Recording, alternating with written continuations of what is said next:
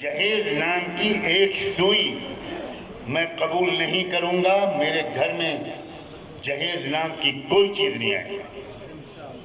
بڈھے بڈھے کہہ رہے ہیں انشاءاللہ. ہم آپ کی شادیاں ہو چکی، اب کیا ملیں گے؟ ابھی بھی رہ جایا. ارے ایک ہی کی قسمت پھوٹ گئی، مزید توڑنا بس. پیچھے سے آواز آ رہی ہے بزرگوں. ایک اور کریں گے. یہ دیکھو ایسے حوصلے بہادر لوگ ماشاءاللہ موجود ہیں بہار میں. ہم ایک ہی سے ٹیڑھے ہو جاؤ گے.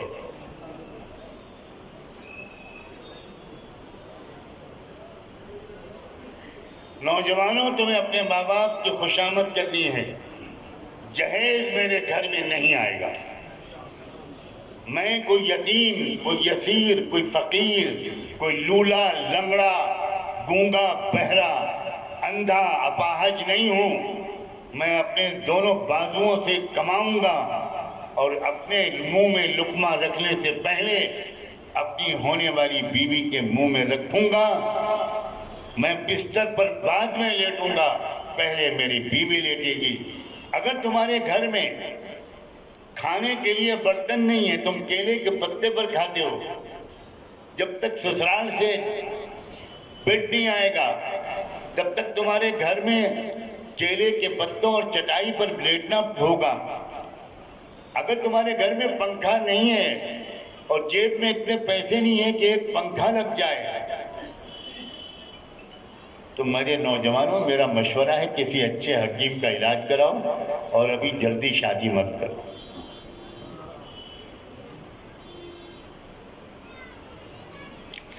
ذلت کی انتہا ہے. آپ گویا نوجوانوں اپنی زبان سے یہ کہلاتے ہو کہ ہم غریب لوگ ہیں، کشن گنج کی یتیم خانے میں پلے ہیں، سڑک سے اسٹیشن سے اٹھا لے گئے تھے. ہمارے نہ کوئی ماں ہے نہ کوئی باپ ہے. ہمارے گھر میں نہ پلیٹ ہے، نہ برتن ہے، نہ پیالہ ہے، نہ چمچ ہے. ہمارے گھر میں لالٹین بھی نہیں ہے.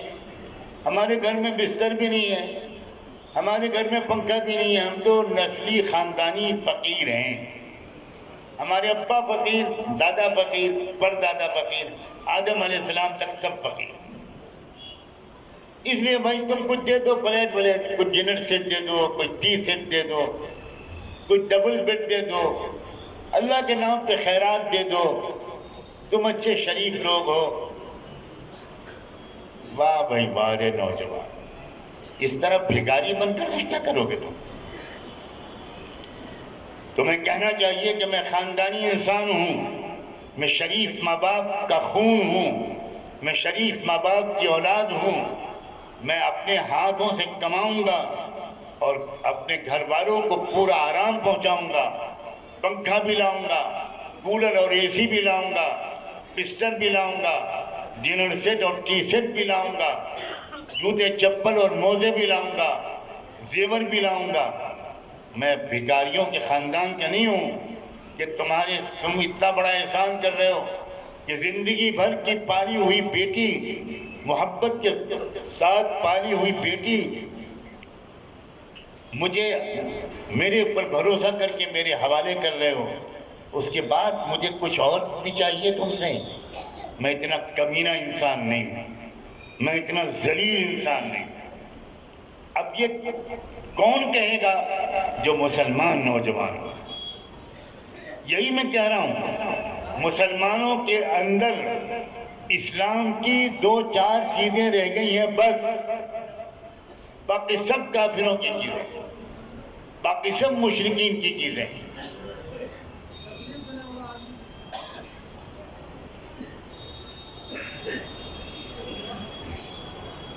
آج تمہیں یہ فیصلہ کر کے اٹھنا ہے، بڑوں کو بھی اور نوجوانوں کو بھی، مردوں کو بھی اور عورتوں کو بھی، نوجوان لڑکوں کو بھی اور لڑکیوں کو بھی، کہ تم محبوب دو عالم سیدنا محمد الرسول اللہ کے امتی ہو. کوشش کرو کہ تم ان کے آنکھوں کی ٹھنڈک بنو، ان کے پیروں کی بھاپ نہ بنو. ان کے دل کو زخمی مت کرو. ان کے دل کو زخمی کرنے کے لیے اسلام کے دشمن ہی بہت ہیں. کیا ہم بھی وہی کام کرنے لگے جو اسلام کے دشمن کرتے تھے؟ ہم بھی اللہ کے رسول کے ساتھ وہی سلوک کرنا چاہتے ہیں جو اسلام کے اور ان کے دشمن کرتے تھے؟ اپنی زندگیوں کو بدلو۔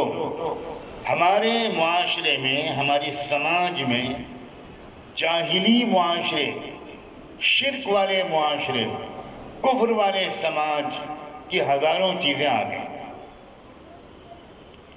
ان میں سے ایک چیز ہے ساس اور بہو کی لڑائی۔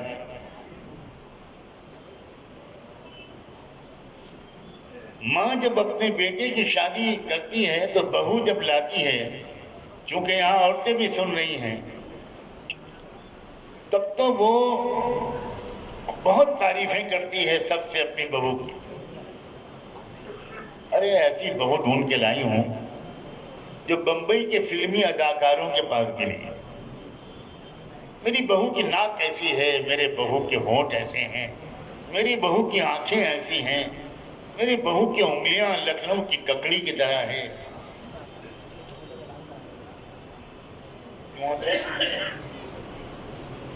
لکھنؤ میں جو ککڑی بیچتے ہیں نا لکھنؤ والے، تو کیا کہتے ہیں؟ لیلا کی انگلیاں لے لو، لیلا کی انگلیاں لے لو۔ یہ لکھنؤ کا ادب ہے۔ میرے خیال میں بہت سے لوگ اب چاہیں گے کہ ان کی شادی لکھنؤ میں ہو، لیلا کی ایک انگلی تو آ جائے۔ چلو میری نیک خواہشات تمہارے ساتھ۔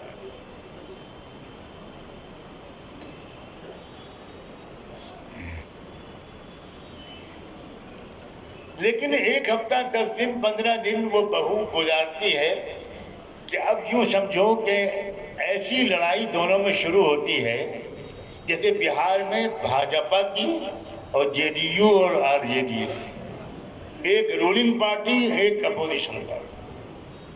اب تک رولنگ پارٹی تھی، اس کی سرکار چلتی تھی، گھر پر اس کی حکومت چلتی تھی۔ اب اس کو غصہ آنا شروع ہوا کہ یہ کمبخت بہو، یہ چابی لے لی اس نے الماری کی، اچھا یہ ستا پلٹنے آئی ہے۔ میں بھی بہار کی راجنیتی کو جانتی ہوں، میں بتاؤں گی بہو کو۔ بہو کے تو بال ابھی کالے ہیں، میرے بال تو اسی راجنیتی میں سفید ہوئے ہیں۔ یہ ساس کا ڈائلاگ۔ اب دونوں کے درمیان مہابھارت شروع ہے، اور اس مہابھارت کے درمیان وہ شوہر جو ہے وہ منقد کی طرف پستا ہے بیچارہ۔ وہ بیوی کا خیال رکھتا ہے تو اماں ناراض، اور اماں کا کہنا مانتا ہے تو دلہن روٹ گئی، اور بیوی روٹ گئی تو گویا دنیا گئی۔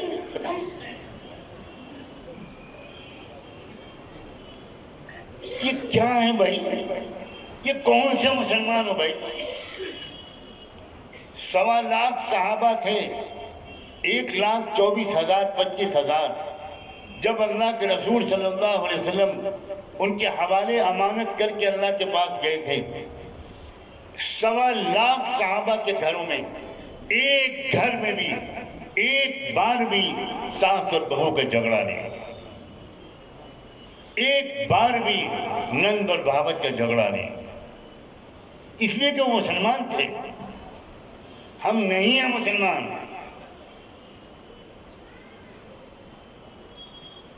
ساری خرابیاں وہ جہیز کی ہوں، وہ تلک کی ہوں، وہ ساس اور بہو کے جھگڑے کی ہوں، وہ نند اور بھاوت کے جھگڑے کی ہوں، وہ جٹھانی دیورانی کے جھگڑے کی ہوں، وہ زمین کے بٹوارے کے جھگڑے ہوں، سب کے سب اس کا اسلام سے کوئی تعلق۔ پھر کیسے ہم مسلمان؟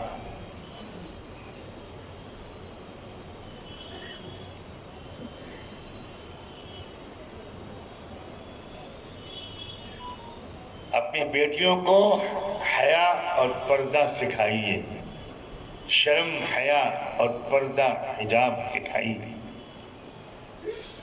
اچھی بات ہے۔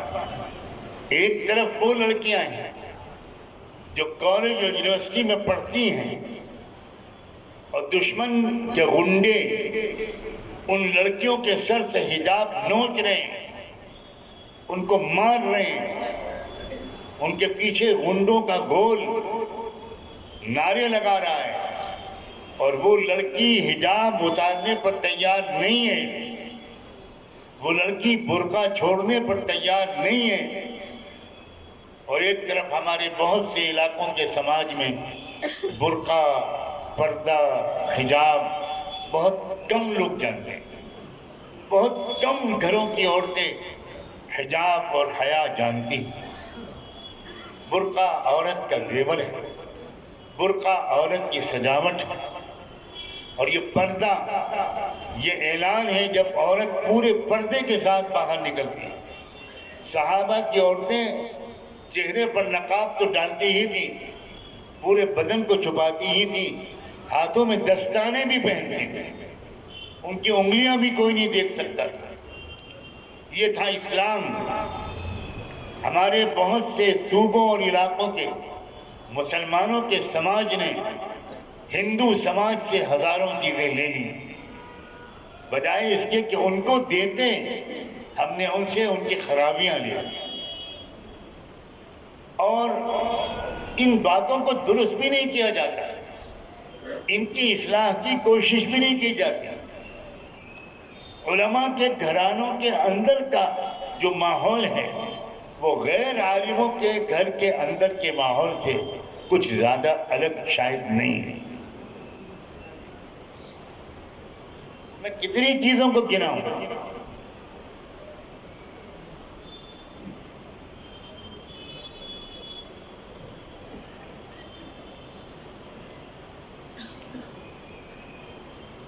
آپس میں اختلاف اور لڑائی جھگڑا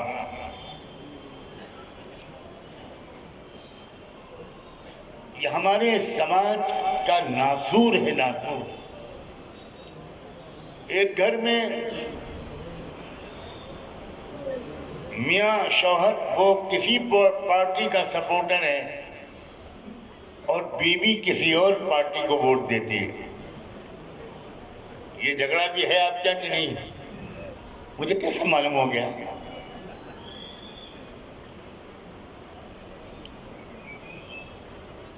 اب دونوں میں جھگڑا ہو رہا ہے۔ سعودی عرب میں جھگڑا میاں بیوی کے درمیان آپ جانتے ہیں کیسے ہوتا ہے؟ سعودی عربیہ میں جھگڑا، وہاں کوئی سیاسی پارٹی تو ہے نہیں، وہاں تو تاناشاہی نظام ہے،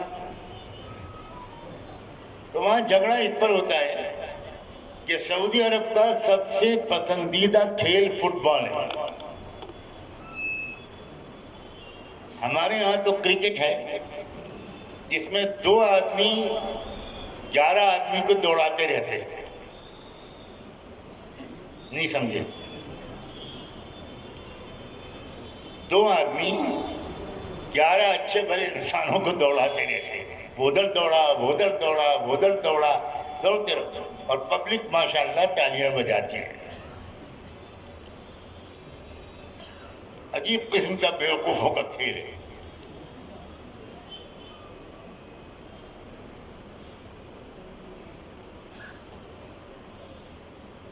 سعودی عرب والوں کا سب سے پسندیدہ کھیل فٹ بال ہے۔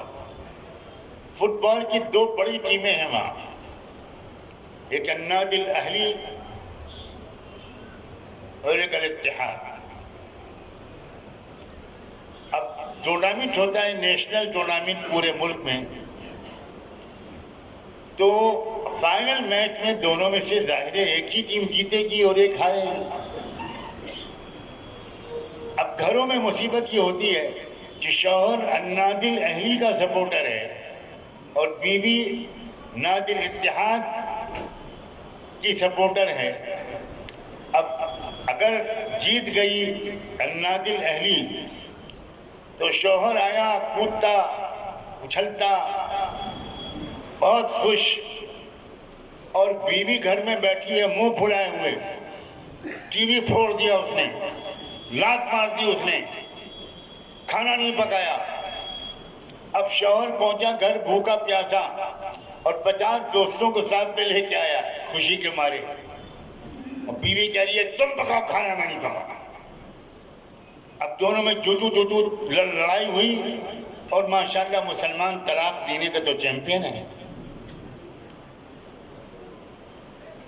ذرا کی بات ہوئی اور طلاق.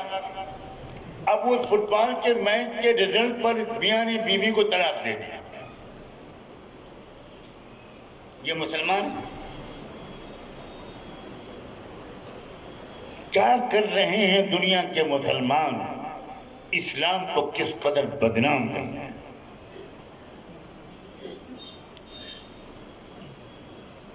میری صرف ایک ہی بات پر زور ہے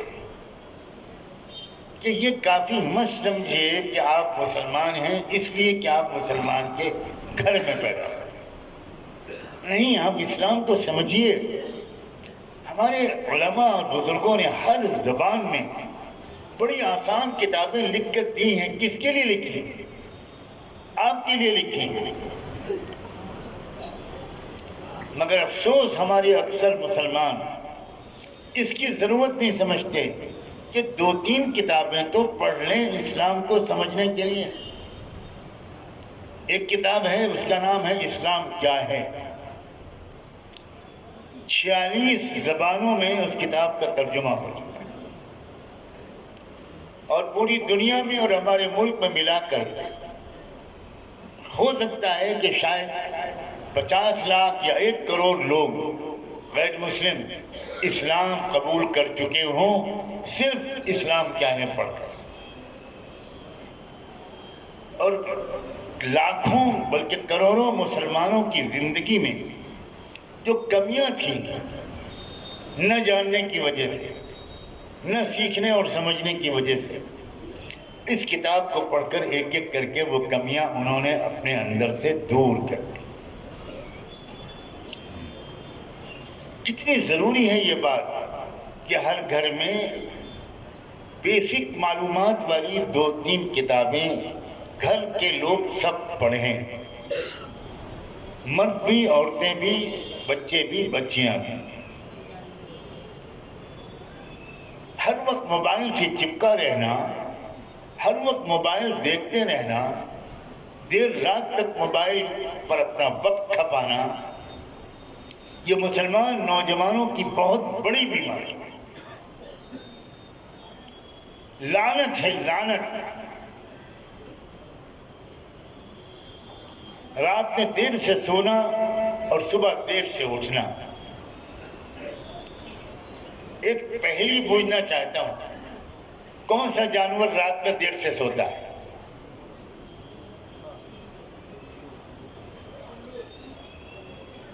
میں مولانا ابوبکر صاحب سے یا اظہار صاحب سے کہوں گا کہ جو اس کا صحیح جواب دے اس کو ایک چاکلیٹ انعام میں دے.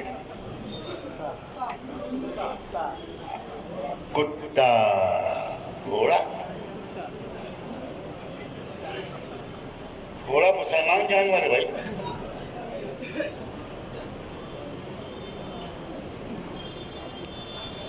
اب جو لوگ رات میں دیر سے سوتے ہیں وہ آج فیصلہ کریں کہ ان کا ددیال کہاں ہے.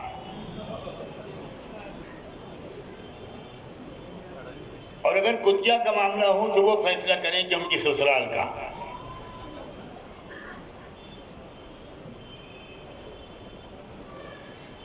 لاکھوں نوجوان دیر سے سوتے ہیں، کروڑوں. اور اللہ کے رسول کا حال یہ تھا کہ عشاء کی نماز کے بعد دینی بات چیت کرنا بھی آپ کو سخت ناپسند، سخت ناپسند. دینی بات چیت. اور ہم کیا کر رہے ہیں؟ جو رات میں دیر سے سوئے گا وہ صبح دیر سے اٹھے گا، اور جو دیر سے اٹھے گا جانتے ہو کیا ہوگا؟ اللہ کے رسول نے فرمایا کہ صبح کے وقت میں اللہ روزی اتارتا ہے. جو صبح کو دیر سے اٹھے گا اس کو بابرکت روزی کبھی نہیں ملے گی. کیا کیا نہیں بتا گئے ہیں سرکار دو عالم صلی اللہ علیہ وسلم. نوجوانوں، مجھے تم سے محبت ہے، میں تمہارے لیے جی رہا ہوں. ورنہ کتنی بار جی جاتا ہے کہ میں اپنے اللہ سے کہوں کہ اللہ اب مجھے اپنے پاس بلا لے. اس دنیا میں جینے کا کوئی ذائقہ نہیں ہے. لیکن نوجوان مجھ سے پیار کرتے ہیں، ان سے زیادہ میں ان سے پیار کرتا ہوں۔ اور لاکھوں نوجوان جو شراب اور کباب اور زنا پتہ نہیں کیا کیا کرتے تھے، اللہ نے اپنے اس گنہگار بندے کو بہانہ بنا کر ان کی زندگیوں میں ایسا انقلاب برپا کیا کہ اب تو میں ان میں سے بعض نوجوانوں کو کہہ سکتا ہوں کہ وہ اللہ کے ولی بن چکے ہیں۔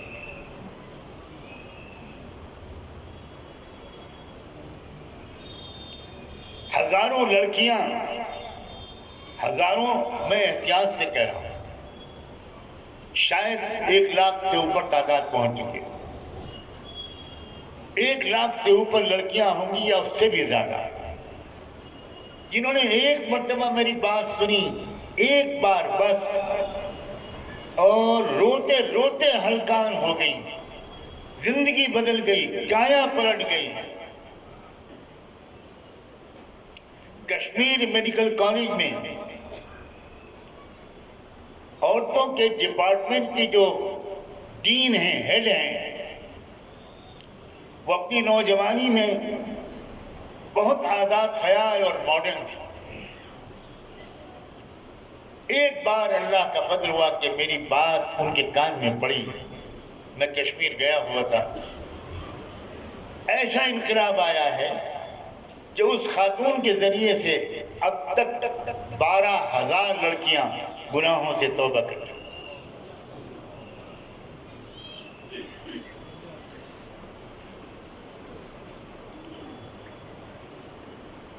ایک ہی بات ہے پورے بیان میں جو میں نے مختلف اندازوں سے کہی، مسلمانوں مسلمان بن جاؤ۔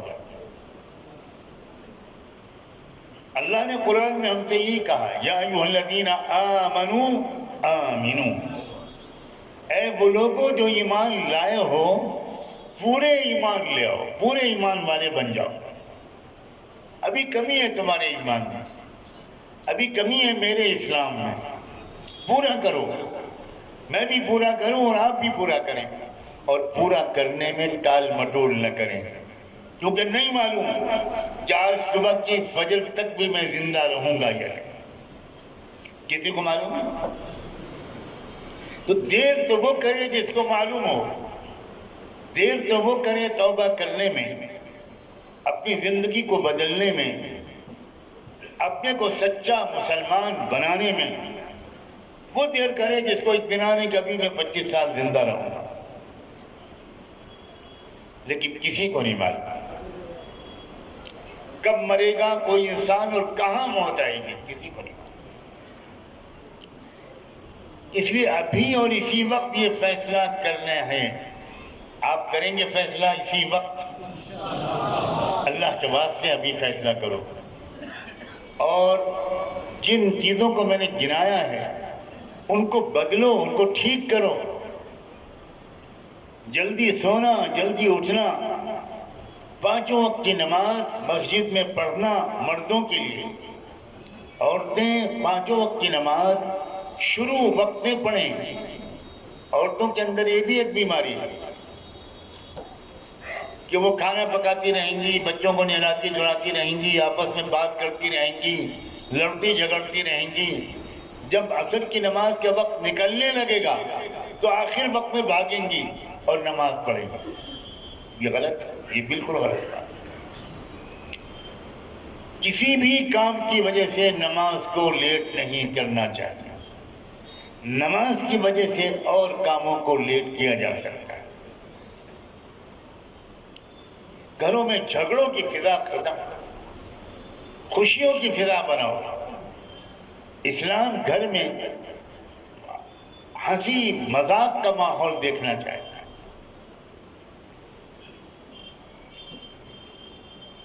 گھروں میں لوگ ایک دوسرے کو چھیڑیں، ہنسی مذاق ہو، خوشیاں ہوں، یہ اللہ کو پسند ہے۔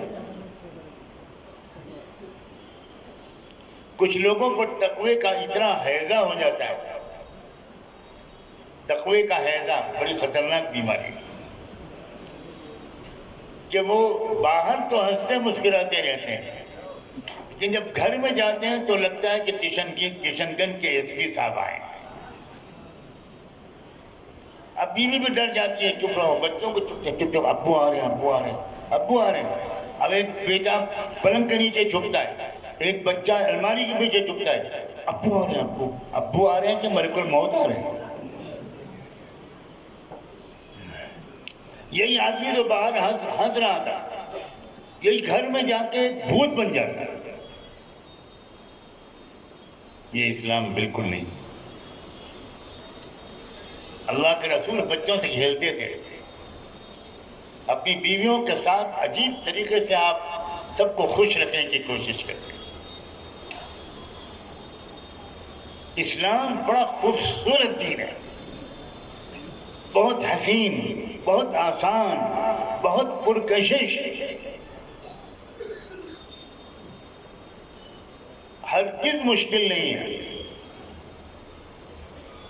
آج سے آپ یہ طے کر کے اٹھیں کہ بھائی ہم مان گئے کہ ہمارے اسلام میں بہت کمیاں ہیں، کبھی مانے کہ نہیں مانے۔ آج ہم یہ فیصلہ کر کے اٹھیں گے کہ آج ہی سے ہم کو اپنے اسلام کی کمیوں کو دور کرنا ہے، سیکھنا ہے، پڑھنا ہے، سننا ہے بزرگوں کی وہ بیانات جو آسانی سے ہم سن سکتے ہیں، جو آسانی سے ہماری سمجھ میں آتے ہیں، جو آسان زبان میں ہوتے ہیں، ان کو ہمیں سننا ہے۔ اور صرف سننا نہیں ہے، سن سن کر ایک ایک کمی کو اپنے اندر سے دور کرنا ہے۔ میں نہیں کہتا کہ سب کمیوں کو آپ ایک ہی دن میں دور کریں، لیکن پہلے ایک کمی کو دور کریں، 2-4 دن، ایک ہفتے میں وہ کمی دور ہو جائے، پھر دوسری کمی کو اپنے اندر سے نکالنے کی فکر کریں۔ ہم نے تو ایسے شوہر بھی دیکھے ہیں جو اپنی بیویوں سے کہتے ہیں کہ دیکھو سب سے زیادہ قریب سے تم مجھ کو دیکھتی اور جانتی ہو، میں اپنی کمیوں کو دور کرنے کی کوشش کر رہا ہوں، تم بھی مجھے بتاؤ کہ کون کون سی چیزیں میرے اندر ایسی ہیں جو تم کو بری لگتی ہیں۔ اور جب وہ کمی دور ہونے لگے تو تم کو لگے کہ اب میرے اندر سے وہ کمی نکل گئی تو بتا دینا مجھ کو، میں اللہ کا شکر ادا کروں گا۔ میاں بیوی کے درمیان یہ باتیں ہیں۔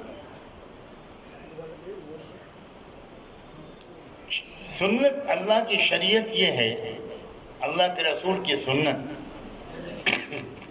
کہ کوئی بھی مرد، باپ ہو، شوہر ہو، بیٹا ہو یا بھائی ہو، وہ گھر میں جب داخل ہو تو سلام کر کے داخل۔ یہ سنت بالکل مٹ گئی، مر گئی، ختم ہو گئی۔ آج آپ میں سے کچھ لوگ اگر میری اس بات کا اثر لے کر یہ طے کر کے جائیں گے کہ آج ہم جب اپنے گھر میں جائیں گے تو السلام علیکم کہیں گے، لیکن ایک بات کا مجھے خطرہ ہے، آپ جب سلام کریں گے تو عورت اپنا دوپٹہ چادر لے کر کمرے میں بھاگے گی، وہ سمجھے گی کوئی غیر آدمی آ گیا، اس لیے کہ اس کو تو آج تک تجربہ ہی نہیں ہوا کہ اس کے شوہر نے کبھی سلام کیا۔ وہ تو یہ سمجھے گا نہیں بھاگو بھاگو بھاگو، پتہ نہیں جلسے سے کون پاگل اٹھ کے آ گیا۔ اس طرح چھوڑا ہے اسلام ہم۔ دوسری بات، گھر کا مرد جب کام کے لیے گھر سے باہر نکلے، کھیتی کے لیے نکلے، مزدوری کے لیے نکلے، دفتر جائے، کالج جائے، تو اللہ کے رسول نے ایک بات سکھائی تھی کہ بیوی دروازے تک رخصت کرنے کے لیے آئے اور پردے کی احتیاط کے ساتھ وہ اپنے شوہر کو مسکراتے ہوئے رخصت کرے اور یہ دعا دے کر رخصت کرے۔ سنو یہ سنت کہ فی امان اللہ، مطلب آپ جائیں اور میں آپ کو اللہ کے حوالے کریں گے، اللہ آپ کی حفاظت کرے گا۔ اب شوہر مسکراتی بیوی کو آخری دفعہ دیکھ کر جب گھر سے نکلے گا اور اس کی زبان میں فی امان اللہ کی موسیقی گونج رہی ہوگی تو بڑے اچھے موڈ کے ساتھ وہ کھیتی کرے گا، بڑے خوشی خوشی اپنے آفس جائے گا، اپنی کالج یونیورسٹی اپنی دکان کھولے گا، برکتیں آئیں گی اس کی روزی میں۔ اور ہمارے گھروں میں کیا ہو رہا ہے؟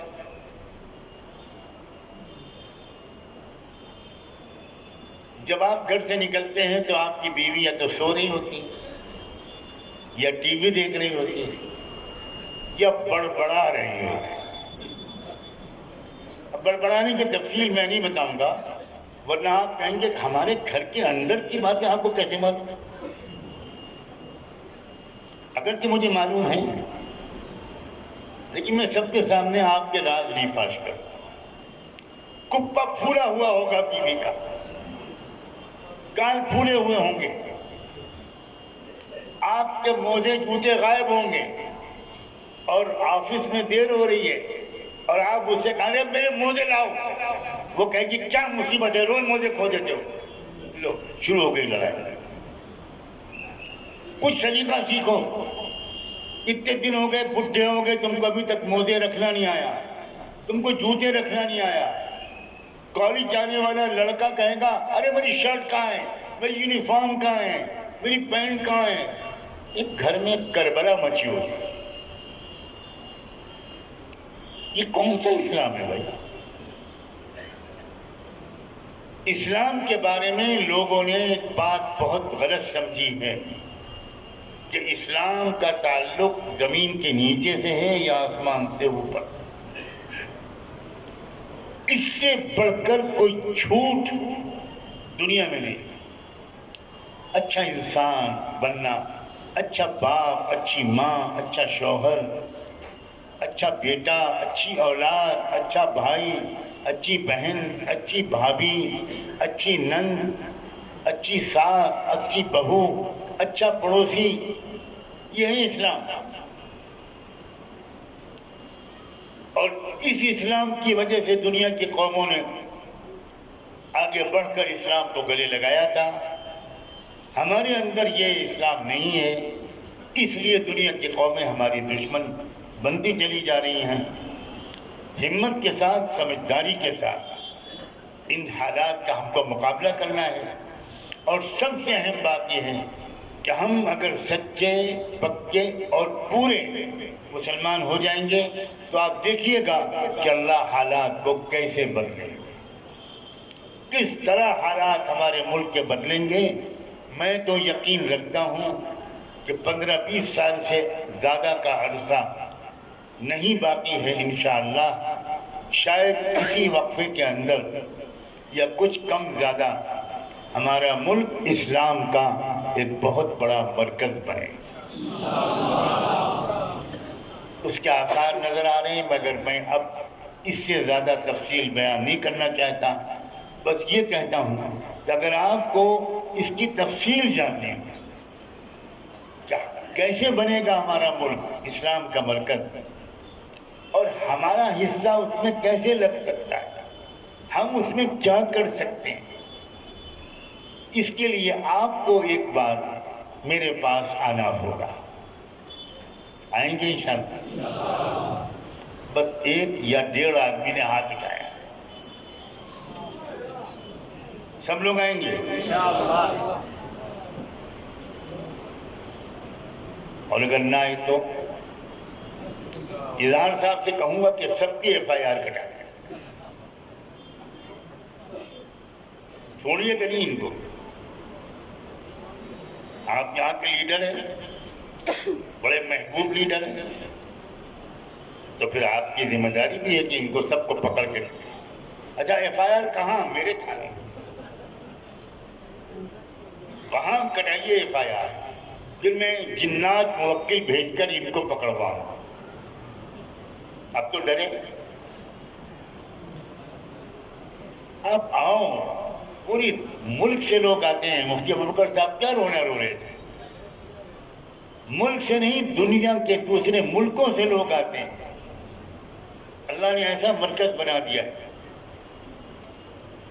اور وہ سیکھتے ہیں کہ ہم اپنے ملک میں ان چیلنجز کا مقابلہ کیسے کریں، نفرت کا جواب محبت سے کیسے دیں،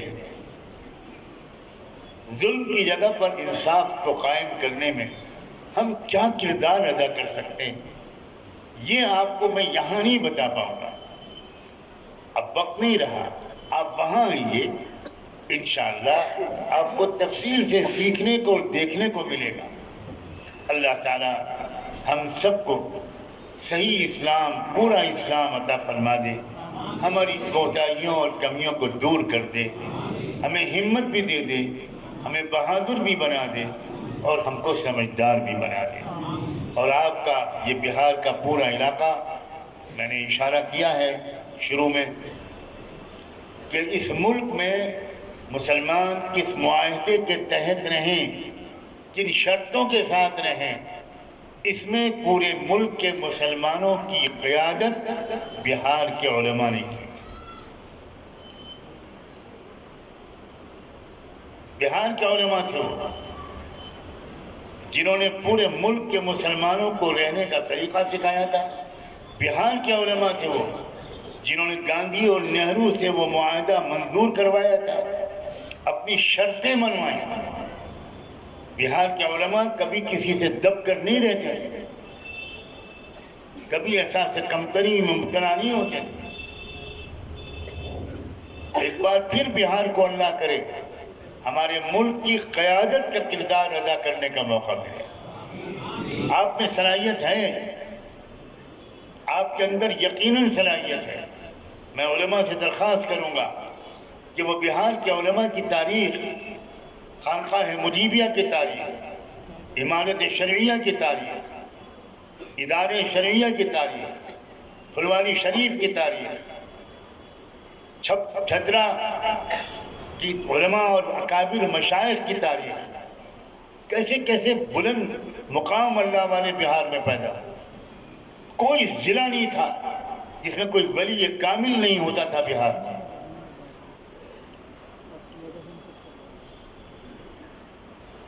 مگر پچھلے کچھ دنوں سے بہار پتہ نہیں کیوں سو گیا، کیوں نہیں اپنا کردار ادا کرتا۔